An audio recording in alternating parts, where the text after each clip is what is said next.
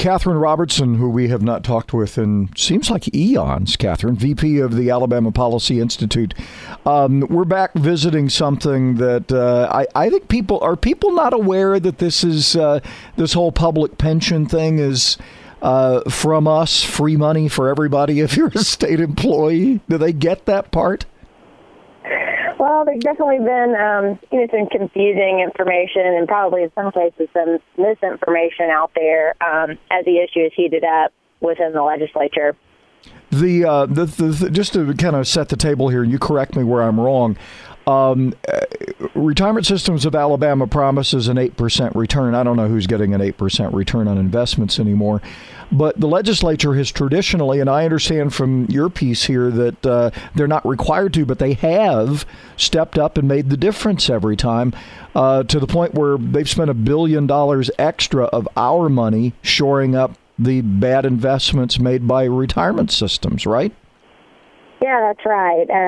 So this year, if you look at our state budget, if you go line by line, which probably not many people other than me do outside of Montgomery, but if you go through, there's never one line item that says, retirement or public pensions. But when you look under each agency in the aggregate for the retirement benefit, we spent about $940 million just this year to make sure that we paid the amount necessary this year to keep RSA on the right course. And as the article mentioned, the legislature has been very faithful to do that every year. But the problem is, if you look at the projections for next year, RSA is going to need about $970 million. By the way, the Raycom Network probably isn't going to do a big expose on this, are they?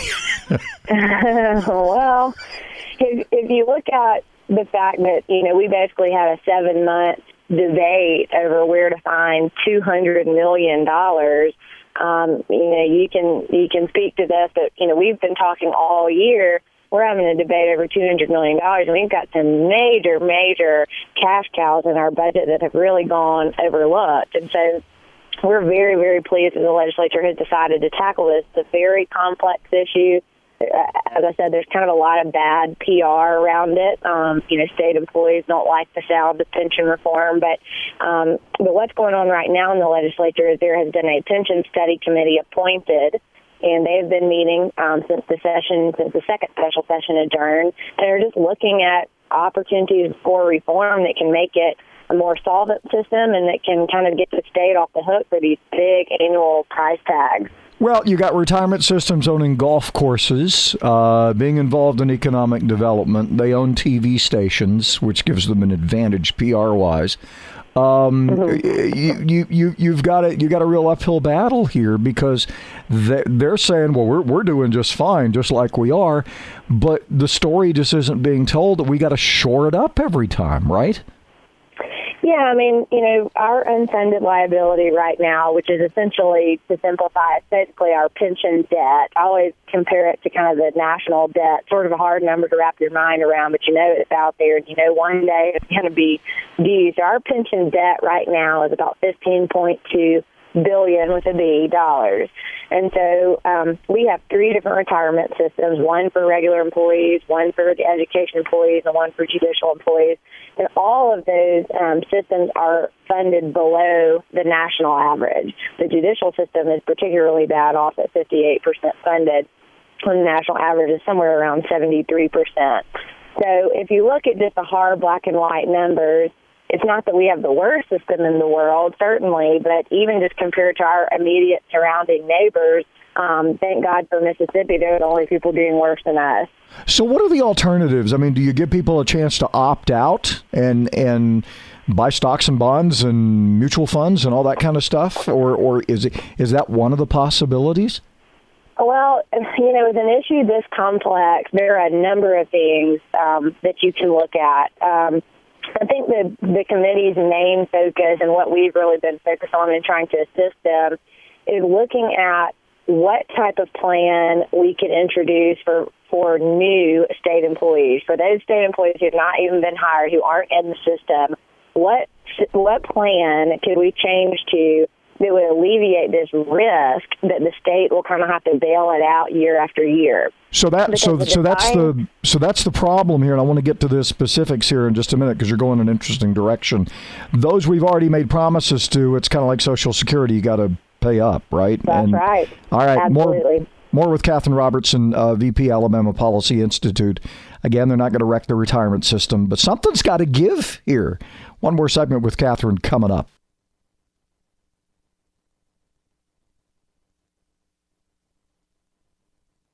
Katherine Robertson, VP Alabama Policy Institute. We're talking about this whole public pension reform thing in Alabama. And look, we just can't keep just making up the difference in this thing.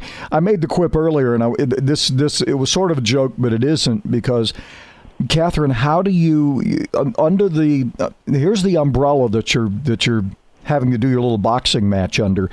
When you have a major media outlet in the state being owned by the very system you're trying to reform, this is going to be a real uphill battle for the legislature, isn't it? Yeah, I mean, in a lot of ways it is. We've already seen since the Pension Study Committee started meeting, there have been videos, there have been editorials, there have been a lot of, various uses of the megaphone to basically scare state employees. And that's not unique to Alabama. That seems to happen in every state where pension reform is sort of on the table. Now, it is probably unique here, given that our retirement systems probably have a bigger megaphone than most. But the standard sort of scare tactic is that the legislatures want to take your pension, they want to take your retirement. The state's broke, they're not going to pay it, you're not going to get it. Revolt against them. And the ironic thing about that is that no one's ever discussed touching any current retiree's benefit or any current employee's benefit. In fact, API is pretty certain that would be illegal, if not unconstitutional. So that's not the proposal here at all. But at some point, you kind of have to stop the bleeding, and you have to cut it off for the next group of state employees. And so that's what we're looking at now. So to be clear, the people we've already made promises to, they get their pensions just like they always have, and we've said, hey, we got to make up the difference. We're going to make up the difference. Even in the judicial one, it's only performing at about 58%. So we got to do something, or we're out of business as a state, right? And we had a big win at the end of the regular session. We helped Senator Orr get a judicial retirement reform bill passed, which will help a lot on cost savings there and to make that system more sound. As I mentioned, it's the worst performing of the three. So that's good momentum. But yeah, there is absolutely no suggestion anywhere in the legislature that we would mess with anyone's benefits that they've earned. The fact is, we've got to make sure that we can pay for them. And when we're spending $1 billion a year, every year after year, with no end in sight, that really does jeopardize the long-term solvency of the system for these people who expect their retirement. And but we keep hearing, well, Alabama has low taxes. Just we have the lowest taxes in the country. We should raise them. I mean, that seems to be the mantra here. That you just got to do it. But at some point, I mean, we're talking expanding Medicaid in Alabama. We're apparently going to tackle that now as well. Where's the money going to come from? Well, I think everybody seems to think that Alabama's taxpayers have some pretty deep pockets. The irony when you talk about raising taxes to pay for retirement is that state employees in Alabama, even though their benefits may not be as rich as they once were, they're still better than most people in the private sector in Alabama who have, regular 401ks. So it's a very, very strange and unpopular situation to ask taxpayers to pay more to pay for somebody else's retirement that's better than their own. And you can't make the direct correlation that we've had to do that yet, but if we stay on the course that we're on, there's no other way out. If these people are due their retirement, the taxpayers will have to bail it out. And so that's what we're trying to steer away from. Just a few nuts and bolts here. So what do you think comes out of committee? What do you think is reasonable? Again, we're talking about new hires. What would the new hire structure look like for retirement? We have been promoting sort of a compromise plan. You'll hear a lot of people say, why don't we just go to a defined contribution, which is, basically a 401k. That would be a drastic change for state employees and a drastic change for RSA because they would essentially not be managing and investing the money anymore.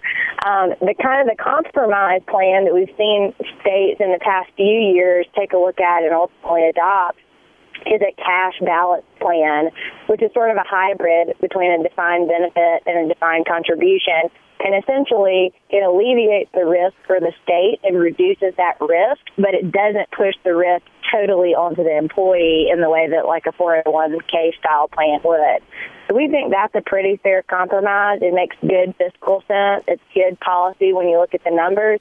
But that's what we've suggested, and the committee is going to consider that. But we'll see what they come up with. They aren't anywhere close to a decision right now. Who are the legislators we want to keep an eye on with this? Well, Senator Orr from here and Representative Greer from Robertson are heading up the Pension Study Committee. You've got some active members like Representative Bill Williams, Representative Danny Garrett, Jim Patterson, Senator Busman. Those are all committee members that will ultimately have a vote on the final recommendation, and they seem to be very engaged. This type of pension work takes a lot of homework, a lot of extra time and attention, and they've been very diligent. All right, we're going to drag some of those guys in here. Katherine, as always, we appreciate it. They find you at alabamapolicy.org. All right, Katherine Robertson, VP, Alabama Policy Institute. Thanks.